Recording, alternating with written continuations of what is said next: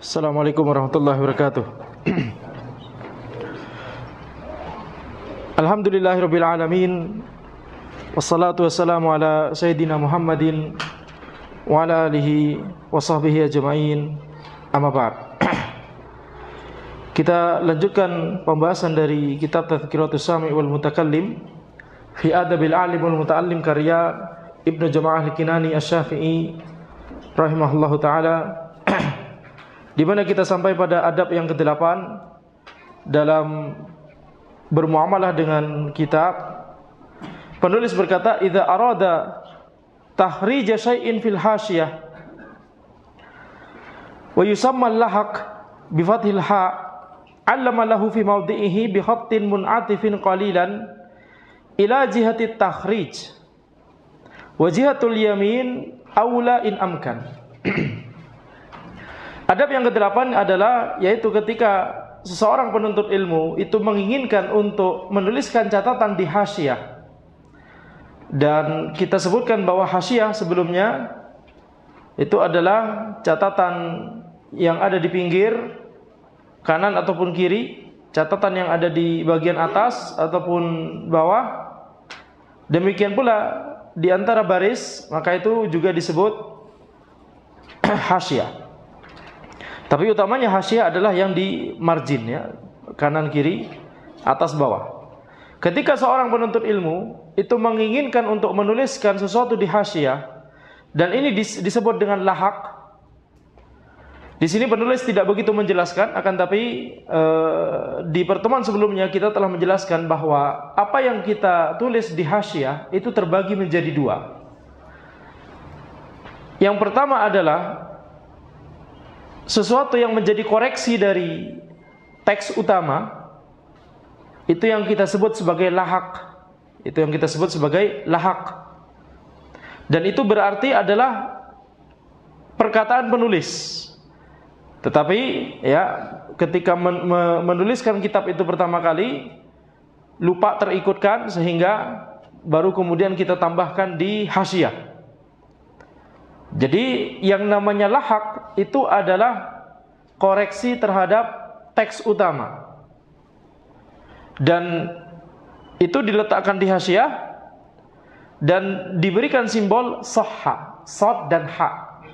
Diberikan simbol sahha, shad, ha. Kemudian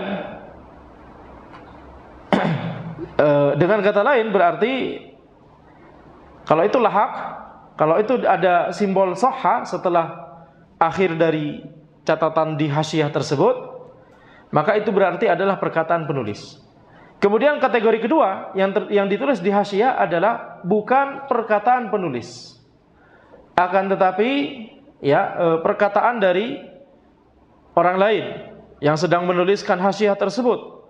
Ya, ini bisa jadi tujuannya adalah untuk memberikan keterangan, ada keterangan tambahan, mengomentari, bisa jadi mensyarah, ya, dengan ringkas. Maka ini kategori kedua. Nah, yang dibahas oleh penulis di adab yang ke-8 adalah kategori pertama, yaitu lahaq. Allama lahu fi mawdi'ihi bi khattin mun'atifin. Sehingga kalau ada seseorang yang dia mengecek kitab yang dia ada di hadapannya gitu ya, dia cek dengan kitab aslinya apakah sudah benar sesuai dengan perkataan penulis, ternyata di sebuah tempat ada kata yang ketinggalan. Seperti misalkan di sebagian manuskrip ada kata yang ketinggalan, al-mustaqim huwa at-thoriq. Nah, ketinggalan as-sirat, as-siratul mustaqim huwa at-thoriq, harusnya begitu. Ketinggalan kata sirat, tidak tertulis. Gimana caranya? Maka di tempat yang seharusnya ada kata as-sirat itu diberikan simbol coretan begini, melengkung gini. Bisa ke kanan, bisa ke kiri, tergantung mau menuliskan tambahannya di mana, catatan tambahannya di mana, lahaknya di mana. Kalau misalkan mau menuliskan di margin sebelah kanan, maka ya dibengkokkan ke kanan. Kalau mau menuliskan di margin sebelah kiri, maka dibengkokkan ke kiri. Dan ini simbol ini cukup, ya cukup begitu saja, tidak perlu kemudian sampai garis panjang menuju ke pinggir begitu ya, tidak perlu. Tapi cukup di tempat di situ ada simbol seperti ini, lengkung gitu ya, seperti yakni kata para ulama seperti bulan sabit begitu. Kemudian kalau misalkan ke kanan, maka lahaknya ditulis di kanan, as-sirat begitu, di margin sebelah kanan. Nah, hukum asalnya di margin ya. Kecuali kalau ada baris yang ada yakni jeda antar baris yang cukup lebar, maka bisa ditulis di antara baris. Tapi biasanya kita para ulama itu ya padat. Jadi antar baris per baris itu yakni cukup tidak ada space lagi. Kemudian wajihatul yamin aula in amkan, kata penulis. Sisi kanan itu lebih baik jika memungkinkan. Tsumma yaktubu takhrij min muhadzatin ala masaidan ila a'lal waraqah. Kemudian penuntut ilmu tersebut menuliskan lahaknya itu dari baris yang lurus dengan simbol yang tadi begitu ya. Jadi lahaknya harusnya ditaruh di mana? Nah, itu di margin sebelah kanan atau kiri dituliskan lurus di situ. Dan dia menuliskannya sa'idan ila a'lal waraqah, menuliskannya secara yakni naik menuju ke sisi atas dari kertas. Bisa vertikal ke atas sehingga nulisnya miring begitu ya, atau bisa serong begini. La nazilan ila asfaliha, tidak kemudian turun ke bawah. Kenapa? Lihtimali takhrijin akhar ba'dahu. Karena ada kemungkinan ada keterangan, ada baris berikutnya yang butuh lahak berikutnya. Kalau nulisnya ke arah bawah, nanti khawatirnya tidak cukup space-nya. Ini kan dia mengeceknya satu persatu dari baris paling atas, kemudian berikutnya begitu ya. Maka ketika menuliskan lahak, maka dia menuliskannya ya naik ke arah atas begitu ya. Wa yaj'alu ru'usal huruf ila jihatil yamin sawa'un kana fi jihati yaminil kitabah aw yasariha. Dan wallahu alam, ini maknanya hendaknya dia penuntut ilmu tersebut menjadikan ru'usal huruf, kepalanya huruf itu di sisi kanan. Ya, ini maksudnya kita menuliskannya begini. Misalkan fa, nah, kepalanya itu di sisi kanan, berarti nulisnya begini gitu ya. Paham maksudnya? Bukan begini. Jadi nuliskannya, misalkan ini kertasnya ya, ini kalau dari sisi antum ini kertasnya, maka kalau mau margin di sebelah kanan, ini kanan menurut antum, nuliskannya gini, ke atas begini ya. Bukan begini. Jadi kalau begini kan berarti fa-nya titiknya itu ke arah teks. Ini fa-nya titiknya itu ke arah pinggir halaman, paham maksudnya? Yani ru'usal huruf ke arah kanan maksudnya. Kalau di sisi kiri, maka sama, berarti titiknya fa itu ke arah teks, karena ke arah kanan. Intinya miringnya begini kalau. Tapi wallahu alam, ini supaya ada keteraturan. Ini kata penulis hendaknya diseragamkan. Walaupun pada prakteknya biasanya ya ada yang ke sini, ada yang ke sana, ada yang ke sini. Kalau kita melihat manuskrip ya. Baik. Wa yanbaghi ayahsibas saqita wa ma yaji'u minal astur qabla ayyaktubaha. Dan hendaknya penuntut ilmu tersebut menghitung, kira-kira memperkirakan gitu ya. Hendaknya dia memperkirakan seberapa panjang, seberapa banyak yang harus ditambahkan di lahak. Kalau tadi contoh yang kita sebutkan cuma satu kata yang perlu ditambahkan, cuma satu kata yang hilang, yaitu as-sirat. Tapi kalau misalkan satu kalimat yang agak panjang yang hilang, maka dia harus memperkirakan. Ya, kalau seandainya lahaknya itu harus 2 baris misalkan, maka ini kata penulis, fa in kana satrain aw akthar ja'ala akhir satrin minha ilal kitabati in kana takhriju an yaminiha. Jadi kalau misalkan dia butuh 2 baris lahaknya, maka baris yang kedua itu hendaknya diletakkan sejajar dengan simbol yang begini tadi. Jangan kemudian baris pertama yang diletakkan sejajar sehingga baris kedua di bawahnya. Supaya apa? Khawatirnya baris di bawahnya ada lahak ada lahak baru begitu ya, ada butuh keterangan baru begitu ya, sehingga nanti kurang space. Kita bicara di kehidupan para ulama di zaman dulu yang kertas itu sangat susah untuk dibeli dan dimiliki, betul tidak? Jadi ini sangat diperhatikan masalah keefektifan dalam menuliskan catatan kaki, catatan pinggir dan seterusnya, sampai dibikin yakni kaidah. Ini kan adab dalam bermuamalah dengan kitab, sampai dibikin kaidahnya tersendiri. Jadi kalau di sisi kanan baris kedua itu sejajar dengan lahak, dengan simbol lahak itu, wa in kana takhriju an yasariha ja'ala awwalal astur mimma yaliha. Akan tapi kalau lahaknya itu di sebelah kiri, maka baris yang pertama itulah yang disetarakan dengan lahak. Jadi walaupun turun, baris keduanya ada di bawahnya, tidak masalah kalau di sebelah kiri. Allahu alam, karena kalau di sebelah kiri itu berarti kan nulisnya miring begini ya tadi. Jadi yang diluruskan dengan lahak itu baris pertama supaya yakni wallahu alam, ini segi kerapian saja. Segi kerapian saja. Wala yusilul tapi dan sebelumnya yang tadi Anda sebutkan di prakteknya banyak amburadul. sana dan seterusnya. Taib. Jadi bahkan vertikal. Nulis vertikal dari sebelah kanan, kemudian lanjut ke atas begini, kemudian lanjut ke kiri begini ya. Antum harus hati-hati ketika membaca manuskrip. Wala yusilul kitabata wal astur bi hasyiatil waraqah. Dan hendaknya penuntut ilmu tersebut tidak menuliskan lahak itu terlalu ke pinggir, ya. Bal yada'u miqdaran yahtamilul haqqa inda hajatihi bimarrat. Tapi hendaknya dia masih sisakan ada margin lagi di sisi sebelah kertas itu. Jadi walaupun lahak ini kita katakan ditulis di margin, hendaknya tetap sisakan ada margin di luar lahak. Jangan terlalu ke pinggir, jangan benar-benar nulis catatan pinggirnya itu sampai ke pinggir kertas. Kenapa demikian? Karena bisa jadi di masa mendatang ada kebutuhan untuk memotong, misalkan dipotong, dirapikan atau apa dan seterusnya, atau sobek misalkan ya. Dan para ulama menjelaskan ada sebagian dari kitab para ulama yang sebagian dari catatan kaki yang dituliskan oleh para ulama itu akhirnya hilang, tidak bisa kita ketahui lagi, hilang berarti ya, gara-gara ada orang yang tidak paham ilmu ini.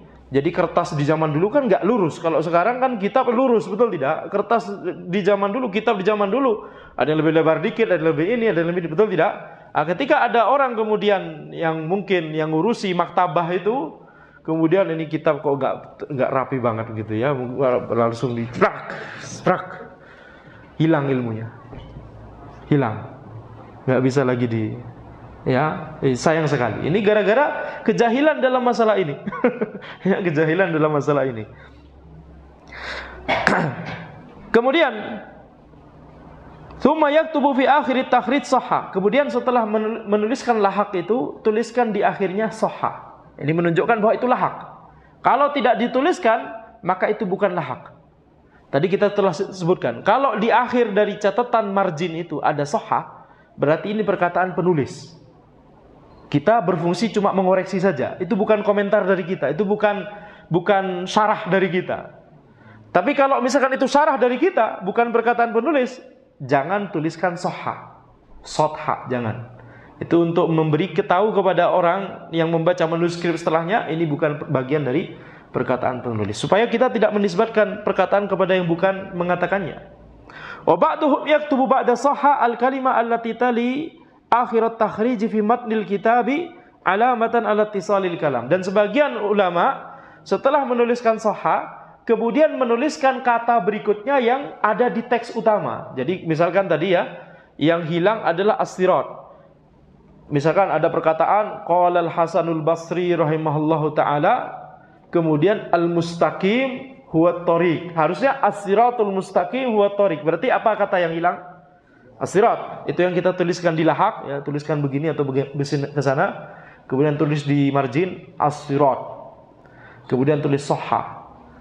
Ya, kalau cuma satu kata mungkin tidak perlu kita berikan tambahan, cukup soha sudah mudah. Tapi kalau satu paragraf misalkan yang hilang, setelah ditulis soha, kemudian dituliskan kata yang nyambung setelah lahak ini. Apa kata yang nyambung di teks utama setelah itu? Nah, bisa dipahami ya? Jadi supaya tidak bingung, setelah lahak ini nyambung ke teks utama kata itu. Kemudian adab yang ke-9, la ba'sa bi kitabatil hawashi wal fawaid wa tanbihat al muhimmah ala hawashi kitabin yamlikuhu. Tidak mengapa untuk menuliskan hawashi, untuk menuliskan catatan margin dan faedah-faedah dan tanbihat-tanbihat, yakni tanbihat muhimmah, catatan-catatan penting ala hawashi kitabin yamlikuhu, di margin dari kitab yang dia miliki. Ini sekarang penulis membahas kategori kedua. Ini sudah merupakan yakni catatan yang kita tuliskan dari kita sendiri, bukan dalam rangka mengoreksi keakuratan kitab. Berarti ini bukan lahak, ini bukan perkataan penulis, tapi ini perkataan kita sendiri. Ini catatan kita, ini syarah singkat dari kita. Jadi tidak mengapa untuk menuliskan catatan-catatan penting tersebut di margin dari kitab yang kita miliki. Kalau bukan milik kita jangan ditulisi, kecuali kalau sudah diizinkan, ya. Wala yaktubu fi akhirih sahha. Jangan tuliskan di akhir dari catatan tersebut sahha. Jangan, karena kalau kita tuliskan yakni, maka nanti orang akan menganggap itu adalah lahak. Padahal ini bukan lahak, itu perkataan kita, ini syarah atau catatan penting dari kita, begitu ya, bukan dari penulis. Farqon bainahu wa bainat takhrij. Untuk membedakan antara itu catatan dari kita dan itu takhrij, yakni lahak yang tadi kita sebutkan. Wa ba'duhum yaktubu alaihi hasyiyah au faidah. Sebagian ulama bahkan dengan jelas mengatakan ini hasyiyah atau ini faidah. Berarti itu bukan bagian dari teks utama, tapi itu dari faidah dari beliau, begitu ya. Wa ba'duhum yaktubu fi akhiriha, dan sebagian ulama menuliskan hasyiyah atau faidah ini dituliskan di akhir dari komentarnya, di akhir dari catatannya. Ada sebagian yang menuliskan di depan faidah titik 2, begitu ya. Atau ada yang menuliskannya juga di belakang. Wala yanbaghi ay yaktuba illa al-fawaid al-muhimmah al-muta'alliqah bidzalikal kitab. Hendaknya tidak menulis kecuali faidah-faidah yang penting yang berkaitan dengan kitab tersebut.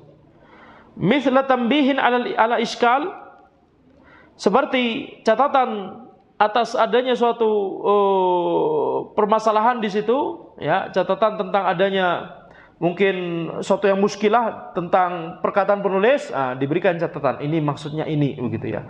Awih tiroz, atau catatan penting terkait perkataan penulis.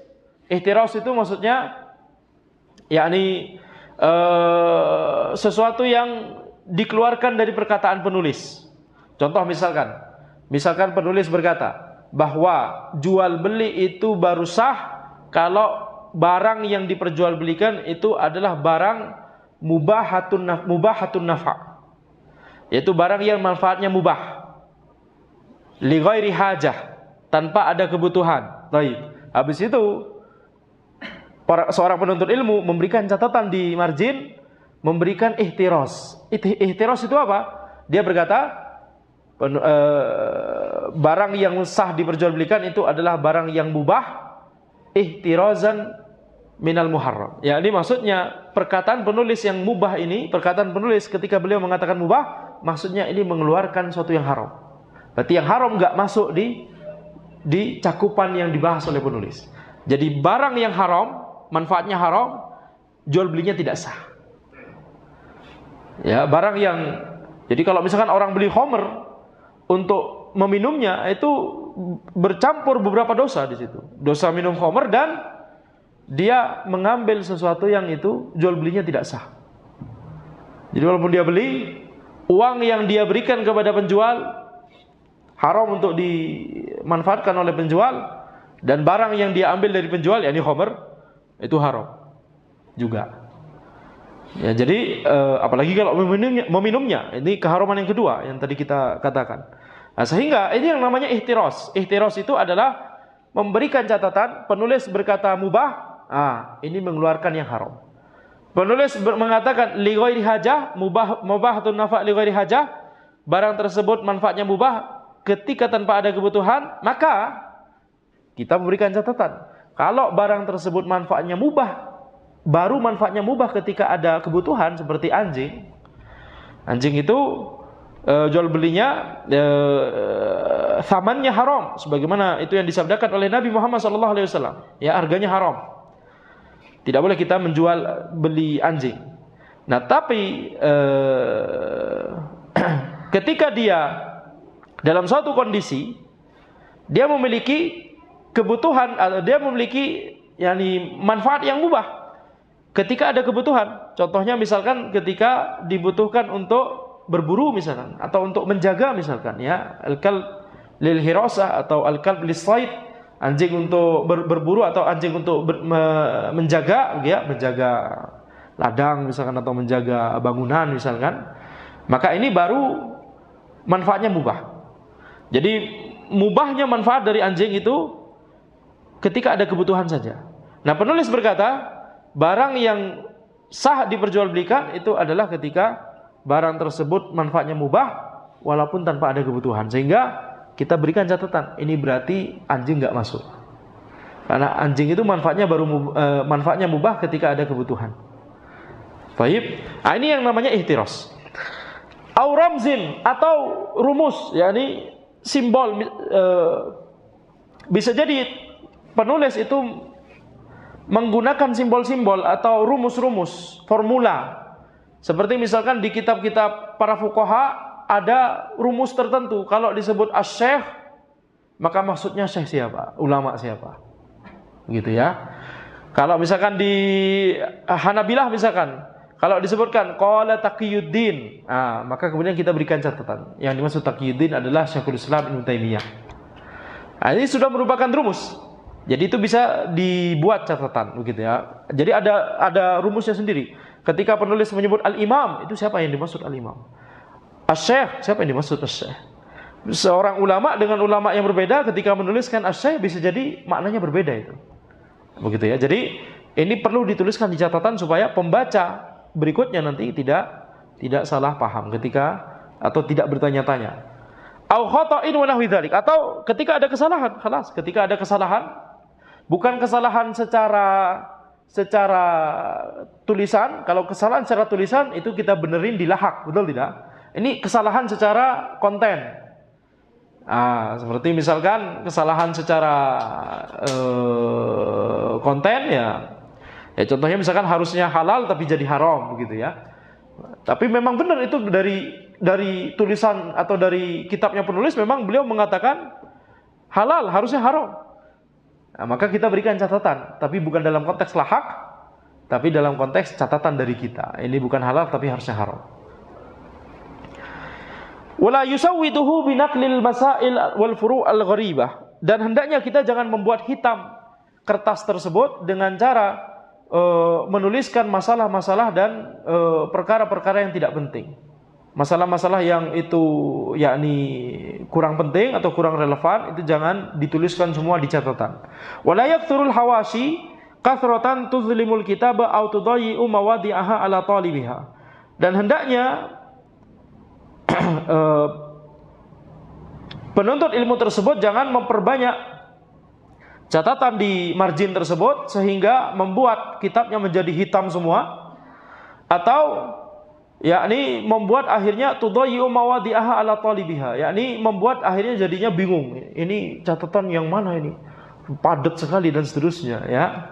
Wala yanbaghil kitabatu bainal astur, dan hendaknya jangan menuliskan di antara baris. Ini catatannya adalah, asumsinya adalah kalau antar baris itu sudah padat. Tapi biasanya para ulama ketika antar baris itu ada space masih, itu bisa dituliskan sedikit, begitu ya. Wa qad fa'alahu ba'duhum bainal astur al-mufarraqah bil humrah wa ghairiha. Dan sebagian ulama itu ada yang menuliskan di antara baris yang itu al-mufarraqah, yang itu masih ada space di antara baris tersebut, tetapi tinta yang dituliskan untuk menuliskan kata di antara baris itu menggunakan tinta merah. Yang lainnya tinta hitam. Ini yang dituliskan di antara baris itu tinta merah. Ya, ini dalam rangka untuk semakin memperjelas ini bukan bagian dari baris utama, tapi ini lahak gitu ya, atau catatan dari kita misalkan. Dengan catatan ya tadi ini tidak terlalu banyak. Kalau terlalu banyak lebih baik di margin. Wa tarku dzalika aula mutlaqan, dan meninggalkan tidak menuliskan di antara baris itu lebih baik ya, lebih baik. Kemudian adab yang ke-10, la ba'sa bi kitabatil abwab wat tarajum wal fusul bil humrah. Adab yang ke-10 adalah tidak mengapa untuk menuliskan bab-bab dan at-tarajum ya, mirip seperti bab fasal ya atau subbab, wal fusul ya, sama bil humrah. At-tarajum ini bisa dimaknai yakni nama-nama ulama. Nama-nama ulama itu boleh bagi kita untuk menuliskannya dengan tinta merah. Jadi beda sendiri. Ya. Fa innahu azharu fil bayan wa fi fawasilil kalam. Karena ketika menuliskannya dengan tinta merah, maka itu lebih baik ya untuk menjelaskan. Antum anak kecil di pinggir saja. Tidak masalah di situ. Soalnya khawatir ya kaki kena masuk ke. Baik, jazakallahu khairan. Siapa namanya? Hah? Mahdi. Masyaallah, barakallahu fiik. Baik. Jadi supaya tinta merah tersebut digunakan supaya lebih memperjelas, ya, supaya lebih memperjelas bahwa itu nama bab atau nama fasal, subbab atau nama ulama. Maka ini makanya ketika kemudian teknologi sudah maju, kemudian kitabnya sudah berubah menjadi yakni kitab yang di print begitu ya, banyak para penerbit itu menggunakan tinta merah, betul tidak? Antum pernah menemukan yakni kitab kemudian judul babnya itu merah. Nah, itu mengikuti manuskrip memang, karena tinta yang banyak digunakan adalah selain hitam itu adalah merah. Wa kadzalika la ba'sa biramsi bihi ala asma' au madzahib au aqwal. Demikian pula tidak mengapa untuk menuliskan simbol untuk nama-nama ulama. Jadi misalkan kalau nama ulama tersebut sering disebutkan, bakal sering disebutkan, maka dia menggunakan simbol tertentu. Seperti misalkan yakni tadi begitu ya, Syekhul Islam Ibnu Taimiyah digunakan simbol yang Anda kok lupa kalau apakah ada. Kalau misalkan yang Anda ingat itu, misalkan Syekh Mansur Al-Buhuti misalkan ya pakai simbol mim Mansur gitu ya. Jadi seperti itu. Jadi kalau misalkan itu banyak berulang, tidak mengapa untuk menggunakan simbol au madzahib atau mazhab, misalkan mazhab Hambali disingkat apa begitu ya, ha nun ba misalkan, atau Syafi'iyah misalkan shin fa ain misalkan begitu, tidak mengapa. Au aqwal atau perkataan-perkataan tertentu menggunakan simbol ya, au turuk, au anwa, au lughat, au a'dad ya, yakni seperti apa namanya, beberapa, intinya adalah beberapa kata yang sering berulang ya, turuk, anwa, lughat atau a'dad. Ini banyak digunakan oleh para ulama, digunakan simbol. Wa nahwi dzalik. Wa mata fa'ala dzalika bayyana istilahahu fi Fatihatil kitab liyafhamal khaidu fihi ma'aniha. Akan tapi kalau dia menuliskan simbol tersebut di dalam kitab tersebut, maka harus dia menuliskan keterangannya di muqaddimah. Di bagian awal kitab dia harus menjelaskan. Kalau di kitab ini disebutkan mim, maka maksudnya adalah Mansur Al-Buhuti. Kalau di kitab ini disebutkan ha nun ba, maka maksudnya mazhab Hambali. Begitu ya. Jadi ada daftarnya supaya pembaca tidak bingung ya. Wa qad ramaza bil ahmar jama'atun minal muhadditsin wal fuqaha wal usuliyyin wa ghairihim liqasdil ikhtisar. Dan para muhadditsin, para ahli hadis ya, para muhadditsun dan para fuqaha dan para usuliyun dan para ulama yang lainnya itu telah menggunakan rumus ini, dan kemudian mereka menggunakan tinta merah di situ. Liqasdil ikhtisar, dalam rangka untuk menyingkat ya, dalam rangka untuk menyingkat penulisan. Seperti misalkan haddatsana, kalau di kitab hadis misalkan haddatsana cukup dituliskan ha. Orang sudah paham ini maksudnya haddatsana. Nah, begitu misalkan, begitu ya. Jadi kalau nulis haddatsana ditulis lengkap terus, selain capek karena nulisnya tulis tangan, udah gitu pulpennya harus tinta yang dicelupkan gitu ya. Kemudian kertasnya juga terbatas ya. Para ulama kebanyakan ya bukan merupakan orang yang sangat kaya atau yang bisa membeli banyak kertas. Mereka sangat hemat dalam masalah kertas.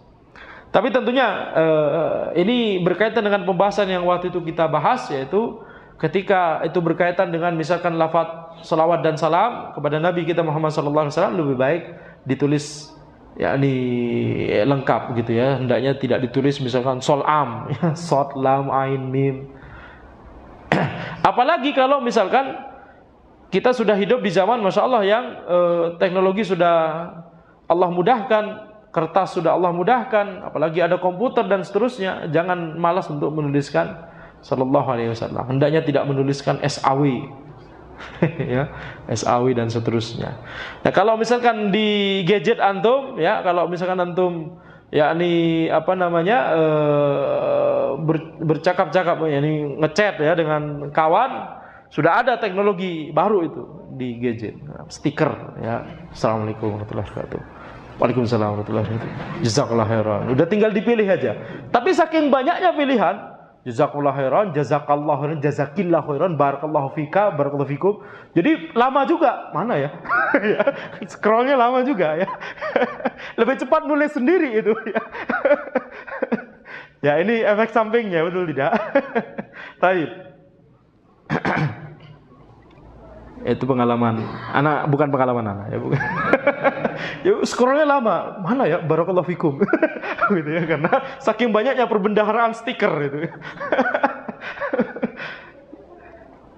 Fa illam yakun ma dzakarnahu minal abwabi wal fusul wa tarajum bil humrah ata bima yumayyizuhu an ghairihi min taghlizil qalam. Kalau seandainya penuntut ilmu tersebut atau ulama tersebut tidak menuliskan dengan tinta merah nama bab, nama fasal, subbab, tarajum, nama ulama atau nama kota bisa jadi ya. Kalau tidak menuliskan dengan tinta merah, seperti misalkan tidak punya tinta merah, ya, para ulama bisa jadi banyak yang tidak bisa mengakses tinta merah di zaman mereka begitu ya. Maka hendaknya bab dan subbab itu dituliskan dengan yakni menekan tinta, jadi ditebelin gitu ya supaya jelas. Wa tulil masyak wa ittihadihi fi satr. Tulil masyak yakni maksudnya babnya itu ditulis, hurufnya ditulis panjang. Misalkan mau menuliskan kitab thaharah, thaharahnya ta, ha, kemudian panjang baru alif gitu ya. Jadi tulisannya diperpanjang sehingga orang ketika melihat pertama kali langsung jelas, oh ini judul kitab, apa namanya, judul bab. Oh ini judul subbab. Jadi tulisnya lebih panjang dari bisa terbayang kan? Antum yang sering melihat lafaz basmalah, bismillahirrahmanirrahim, baknya dipanjangin. Gitu kan? Betul tidak? Nah, seperti itu. Tapi jangan seluruh kitab dipanjangin semua, habis ya, kertasnya. Ya, kalau sudah teks utama maka kecil-kecil itu para ulama menuliskannya. Wa nahwi dzalik liyashulal wuquf alaihi inda qasdi. Nah, ini tujuannya adalah untuk memudahkan kita langsung melihat mana awal bab, mana awal subbab dan seterusnya. Wa yanbaghi ayafsila baina kulli kalamain bidaratin aw tarjamatin aw qalamin ghalidhin. Hendaknya memisahkan antara dua perkataan, wallahu alam maksudnya adalah bukan dua kalimat akan tapi dua fasal, dua subbab misalkan begitu ya.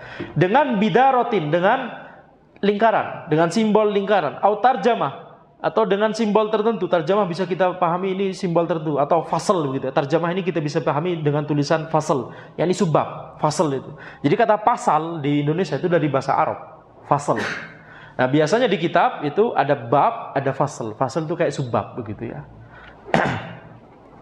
Au qalamin ghaliz, atau ditebelin tadi tintanya.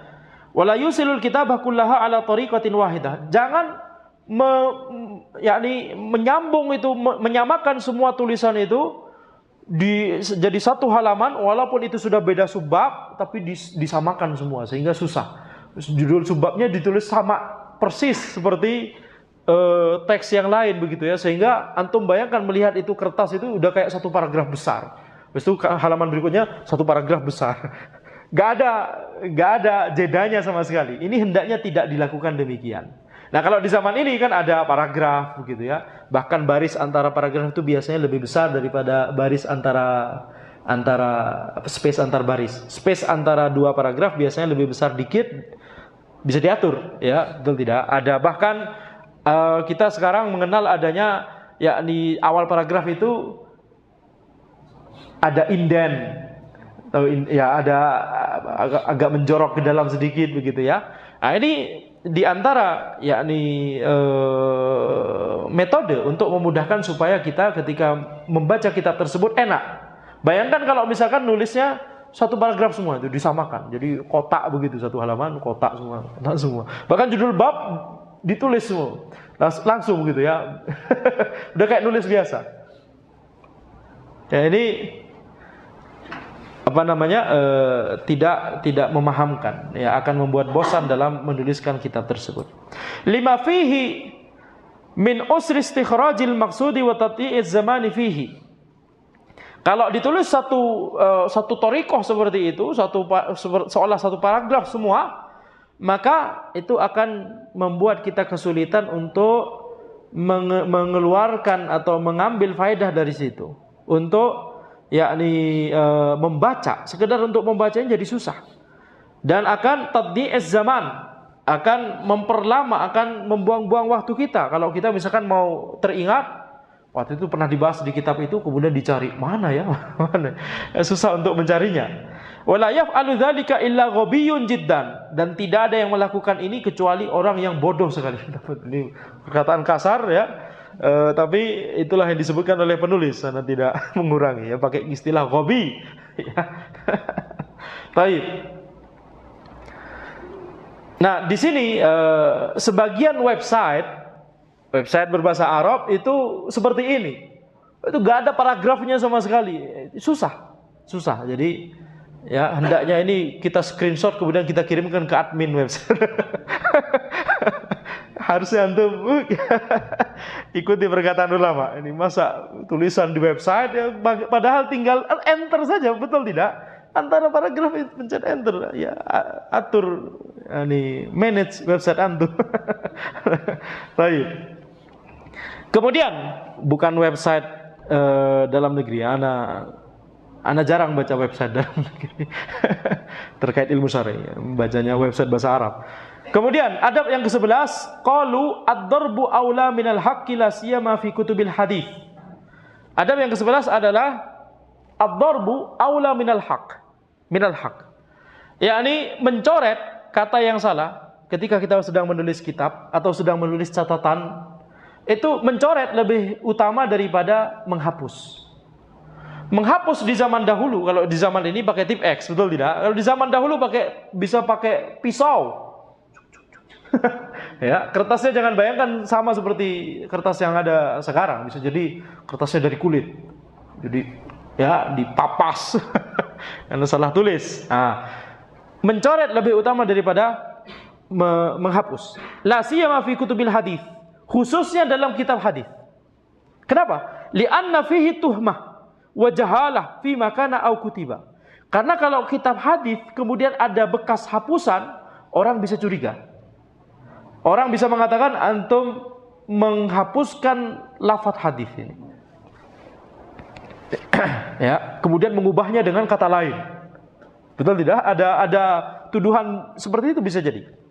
Maka mencoret lebih utama. Jadi bisa jadi ada tuduhan dan bisa jadi ada ketidaktahuan. Kita tidak tahu ini apa yang terjadi. Kenapa ada bekas hapusan? Kita tidak tahu apa yang terjadi. Tapi kalau dicoretnya jangan kemudian dihitemin semua, tapi dicoret cukup 2 baris atau 2 garis, 3 garis gitu ya. Maka kita bisa mengetahui apa yang terjadi. Oh, salah tulis. Ya, salah tulis. Wali anna zamanahu akthar fayadi, dan karena menghapus itu lebih lama, membutuhkan waktu lebih lama daripada mencoret. Kita bahkan di teknologi di zaman ini mentip X itu lebih lama daripada mencoret, betul tidak? Betul? Wa fi'lahu akhtar, dan menghapus itu lebih berbahaya karena tadi bisa merusak kertas. Farubbama thaqabal waraq, bisa jadi kertasnya berlubang, wa afsada ma yanfudu ilaihi fa'atafaha, dan akhirnya merusak kertas tersebut sehingga yakni kitabnya jadi rusak. Fa in kana izalatan nuqtatin aw shaklatin wa nahwi dzalik fal haqqu aula. Akan tapi kalau yang salah itu adalah satu titik, harusnya nulis ta tapi jadi tha, maka kan tinggal dihapus satu titik, betul tidak? Maka menghapus lebih utama daripada mencoret, daripada nulis kata itu lagi begitu ya. Lebih baik enggak masalah dihapus satu titik. Atau salah harokat, harusnya fathah jadi kasroh, ya udah kasroh dihapus sedikit kemudian dituliskan fathah gitu ya. Jadi menghapus di sini dalam kasus ini lebih utama. Taib, tersisa 2 paragraf singkat sekali, insyaallah kita lanjutkan mungkin setelah azan Isya. Sudah azan ya? 3 menit. Oh, 3 menit lagi. Itu lebih cepat berarti azan di sana ya. Baik, kita lanjut saja. Wa idza sahhaha al-kitaba 'ala syekh aw fil muqabalah 'allama 'ala mawdi' wuqufihi balagha aw balaghal ardu. Kalau seandainya penuntut ilmu dia punya kitabnya sendiri dan dia ingin mencocokkan dengan syekhnya atau dengan dengan syekhnya, maka tentunya bisa jadi tidak selesai dalam satu majelis. Apalagi kalau kitabnya berjilid-jilid, betul tidak? Tidak bisa selesai dalam satu majelis. Maka ketika majelis, misalkan ini majelis pertama, sampai mana terakhir dicocokkan dengan syekhnya? Dicocokkan gimana caranya? Ya, ini penuntut ilmu tersebut bawa kitabnya, dia duduk di hadapan syekhnya, dia bacakan kitabnya, syekhnya memperhatikan. Kalau ada beda, syekhnya akan mengoreksi begitu ya. Nah, di akhir majelis ditulis balagha, ba lam ghain, atau balagot atau balagul ardu, yakni presentasinya sampai sini. Maksudnya apa? Maksudnya adalah di majelis itu sampai sini saja. Yakni tanda bahwa majelis pertama sampai situ. Nanti majelis kedua terus sampai mana? Tulis lagi balagha. Ya, ini tujuannya apa? Au ghairu dzalika mimma yufidu ma'nahu fa in kana dzalika fi sama'il hadits kataba balagha fil mi'at al-awwal aw tsani ila akhirha fayu'ayyinu adadahu. Ya, nanti tujuannya akan dibahas oleh penulis atau tidak ya. Jadi tujuannya adalah supaya kita nanti setelah selesai satu kitab, kita bisa mengetahui, mengecek kitab tersebut selesai dalam berapa majelis.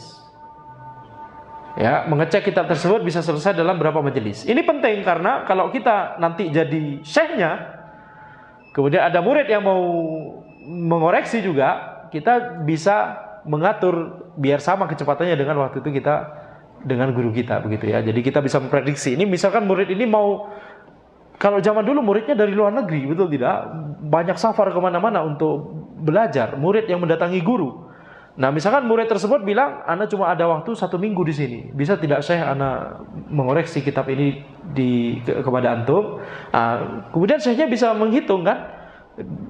Dulu waktu di zaman beliau masih jadi murid, ini beliau mengecek dengan guru beliau 15 kali majelis misalkan. Bisa enggak 15 majelis dalam 1 pekan?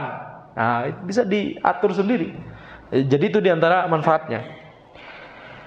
Jadi kalau misalkan terutama ini dalam masalah kitab hadis, ketika yang dicek itu adalah kitab hadis, maka lebih-lebih lagi ya bisa dituliskan balagha fil mi'adil awal atau fil majlisil awal, dalam majelis pertama sampai sini.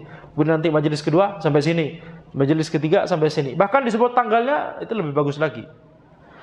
Dan ini kata para ulama, bahkan tidak hanya dalam konteks untuk mengecek kitab, tapi juga dalam kajian kitab. Ketika kita mengkaji kitab dari cover ke cover, seperti yang kita lakukan sekarang, insya Allah tinggal 1 bab lagi, insya Allah, betul tidak? Nggak terasa, ya 1,5 tahun, betul tidak kajian kitab ini? Atau lebih, atau kurang? 1 tahun lebih. Ya, maka ketika kita kajian kitab, maka majelis pertama sampai sini, majelis kedua sampai sini. Ya, itu lebih bagus lagi. Baik, mungkin 1 paragraf singkat, cuma 2 baris, insya Allah kita lanjutkan setelah azan Isya.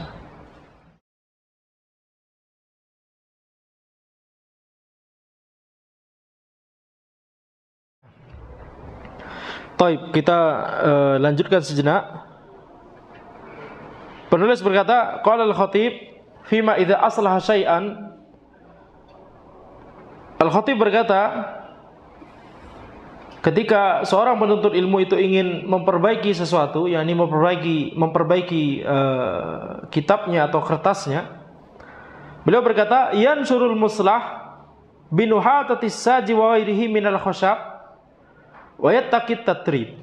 Nah, ini terkait metode untuk memperbaiki kitab di zaman dahulu, ya. Hendaknya kertas yang mau diperbaiki tersebut atau kitab yang mau diperbaiki tersebut dibentangkan, ya, dengan kayu, kemudian hendaknya jauhi at-tatrib, yaitu menggunakan turab, menggunakan tanah. Wallahu alam, itu terkait dengan teknologi kertas di zaman dahulu, ya. Yani mungkin ini tidak begitu relevan di zaman ini, ya, karena bahannya sudah berbeda, bahan kertasnya sudah berbeda, dan cara untuk memperbaiki kitab juga berbeda, ya. Jadi tapi intinya yang kita pelajari dari beberapa adab terakhir dari yang disebutkan oleh penulis adalah bagaimana kita memastikan bahwa kitab yang kita baca itu akurat. Jadi kalau misalkan antum mau beli kitab, ini saran yang sangat praktikal, ya. Kalau antum mau beli kitab, apalagi kitab, kita bicara kitab zaman dulu, antum harus perhatikan bahwa belilah kitab dari penerbit yang bagus. Jangan dari penerbit yang asal-asalan. Nah, contohnya atau tandanya adalah apakah kitab tersebut ada tahqiqnya atau tidak. Ada muqaddimah tahqiq di depan. Yakni apakah ada tim yang kitab tersebut hasil dari penelaahan tim ini terhadap manuskrip-manuskrip di berbagai maktabah, kemudian akhirnya dituliskan, ya, sesuai dengan manuskrip itu, kemudian ada catatan kakinya. Kalau sekarang jarang ada catatan pinggir, ya. Ada catatan kakinya yang menunjukkan bahwa kalimat ini ada di manuskrip ini tapi nggak ada di manuskrip itu. Ah, ini berarti apa? Berarti sudah ada effort di situ, sudah ada usaha oleh tim pentahqiq untuk memastikan kitab yang kita baca ini akurat. Tapi ada penerbit yang nggak ada tim pentahqiq. Seolah-olah mereka tinggal kopas saja dari penerbit lain, udah jadi, selesai, jual. Paham maksud Anda? Tentunya beda, dan tidak ada catatan kaki sama sekali. Tentunya beda kualitasnya. Makanya yang ada tahqiqnya itu biasanya lebih mahal. Ya, karena ada usaha dari tim pentahqiq untuk memastikan bahwa ini sudah sama dengan manuskrip-manuskrip yang tersebar, ada yang di Jordan, ada yang di Saudi, ada yang di Mesir dan Maroko dan seterusnya, bisa jadi. Nah, jadi itu saran yang kita bisa dapatkan atau pelajaran yang bisa kita dapatkan dari beberapa adab terakhir dari penulis, yaitu pastikan akurasi dari kitab yang kita baca, karena itu akan mempengaruhi ilmu yang kita baca, ilmu yang masuk kepada kita, begitu ya. Dan banyak dari kitab yang diterbitkan oleh penerbit yang tadi yang cuma sekedar kayaknya cuma kopi dari terbitan penerbit lain, begitu ya. Banyak yang salah ketik atau salah kata atau hilang satu kalimat atau bahkan hilang satu paragraf. Ini nanti ilmunya menjadi tidak baik, ya, jadi hilang, faedahnya menjadi kurang lengkap atau bahkan bisa jadi salah paham. Demikian yang bisa Anda sampaikan, ya. Insyaallah kita lanjutkan di pertemuan berikutnya. Hadza wallahu alam. Subhanakallahumma bihamdika asyhadu an la ilaha illa anta astaghfiruka wa atubu ilaik. Tidak ada tanya jawab malam ini. Assalamualaikum warahmatullahi wabarakatuh.